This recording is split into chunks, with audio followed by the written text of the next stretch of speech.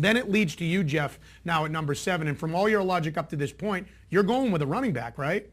Yeah, I'm going to take LaShawn McCoy out of Philadelphia. I really think he's the next top back on the board. He's going to help Vic in that dynamic offense. He's going to be able to catch the ball. You guys can sense the trend. I really like running backs that catch the ball. That's another dimension to their game, and I think he's ready to make that next step. I think you got a great value pick in Chris Johnson.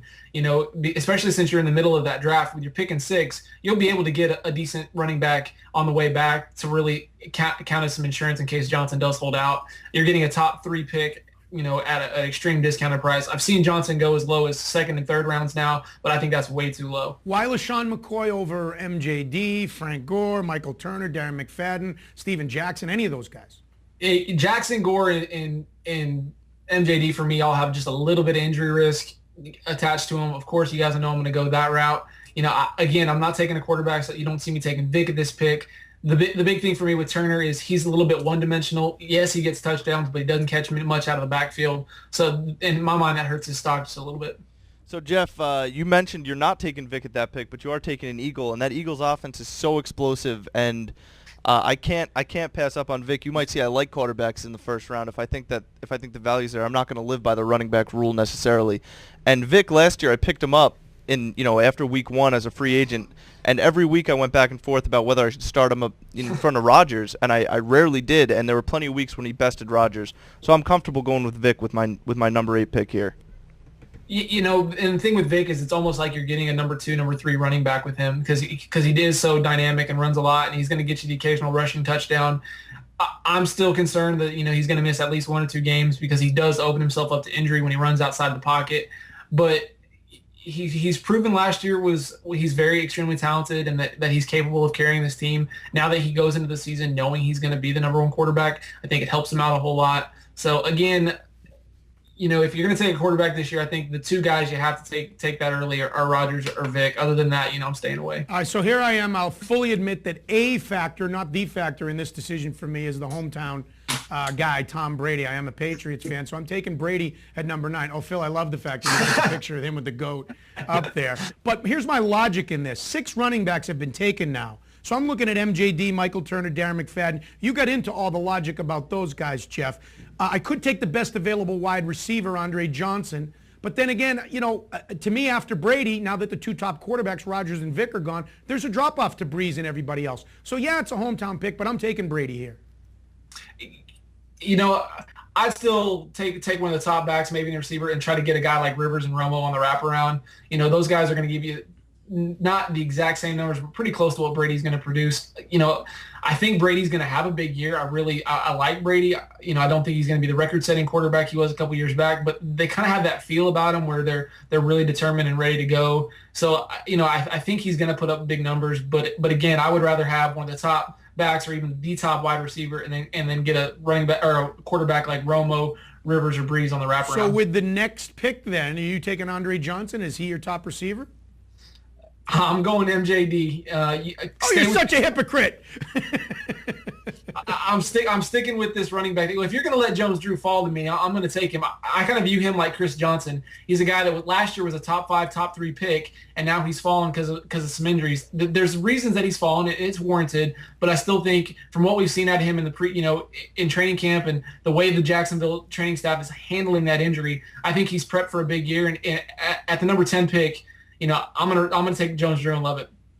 All right, Phil. Squarely on you now. You're at 11. That means I'm up with the number 11 pick, and I actually did this before I looked at Chris's top 150, and I was glad to see that he agreed with me that this guy had value above some of the other guys left. I'm going with Michael Turner, and Chris actually puts him on his 150 above some of the other guys, McFadden's and Mendenhall's of the world. So I'm happy with this pick. I think Turner's extremely talented. We just heard, had the discussion about maybe they have the best wideout corp in the whole league. So the running back's definitely gonna have some room to run. So I'm taking Turner with this pick right here. Interesting. I think Turner's more of a guarantee than a lot of the other guys, Frank Gore, even though you don't get the PPR stuff. Don't you agree, Jeff? He's a good safe pick there at the end of the first round. I saw him going as high as the top 5 back last season.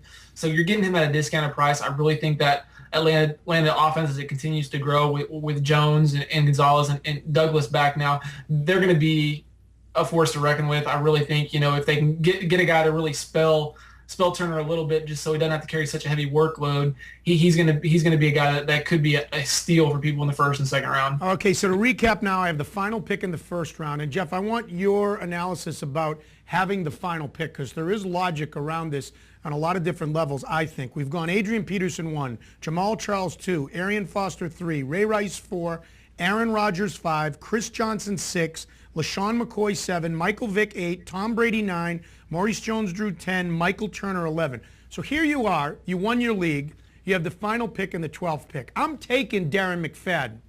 A couple of things that I want you to weigh in on.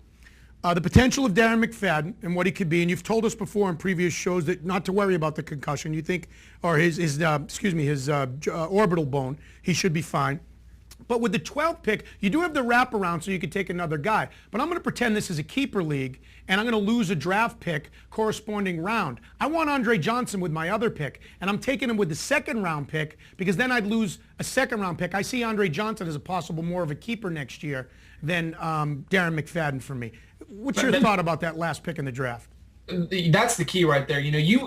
I would prefer the last pick in the first round than the first pick, because I'm going to be able to dictate what I do for now and for the future. You can set where you're going to take a guy in keeper leagues, particularly where that cutoff is going to be. Who are you going to keep over? And sometimes it bites you, but most of the time you can make the safe pick, particularly at the end of the first round. I think you're doing the exact perfect thing. I think McFadden's the best back on the board. I think he's going to be huge in that Raiders offense. He proved that he could be a huge weapon if healthy. I really think this is the year he puts it all together and is healthy.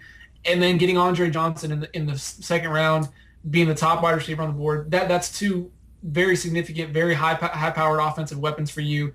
And again, you're setting yourself up for the future as well. All right, final Jeff, question. Jeff, I want to ask Jeff a a question real quick, Yep. Butch, before we finish up. Jeff, Peyton Hillis, nowhere to be found in the first round for any of us. It seems like we didn't even consider him. Liz has him way down low. What do you think about Peyton Hillis in this draft? Look, Hillis burst on the scene, and being an Arkansas guy, I've got a soft spot in my heart for Hillis, Felix Jones, and Darren McFadden. But Hillis, he's a bruising back. He took a lot of punishment, and he really slowed down last year. You look at his numbers over the last 4 to 5 weeks of the season; they just weren't quite as flashy as they were to start the year. He's the Madden cover boy, so you kind of got the Madden cover jinx, maybe a little bit scaring me off too. But I really think they're going to spell him a little bit more. And he's going to fall. He's kind of like Foster, that he only has one proven year. And is it going to be enough to convince me to take him with my top 10 pick? No. All right, so again, go to RotoWire.com. You can see Chris Liss's top 150. You can see Jeff's latest injury analysis. We took the whole segment to do this, but I thought it was good. I thought we provided some good advice in giving a mock draft. Everybody's doing it. One last final thing, Jeff. What bit of advice? I have a draft Sunday. A lot of people have them either this week or next week. Phil has one a week from Sunday. What's the one thing people forget, or give one bit of advice that you should remember going into your draft? Handcuff your running backs. Every year there seems to be a running back that gets hurt. And use those last picks on guys that you're going to be able to handcuff to your top picks if they do get hurt. It's a wise strategy move. And then if 2 weeks into the season, if they're not getting any PT, you can easily dump them and pick up somebody else. It makes for a good, and your roster guy that, you're going to pick your starters to start the first 2 weeks in the first 10 rounds. You're going to fill your roster. Bye weeks don't play a factor. So make sure you spend a late pick on a handcuff, because it's always a safe move to do, because you always see that one guy that comes out of nowhere because of an injury. I'm already regretting my Chris Johnson pick at 6 right now. Because now he's my headache all of a sudden instead of the Tennessee Titans. Great stuff as always, Jeff. We'll talk to you next week. Appreciate it, Butch.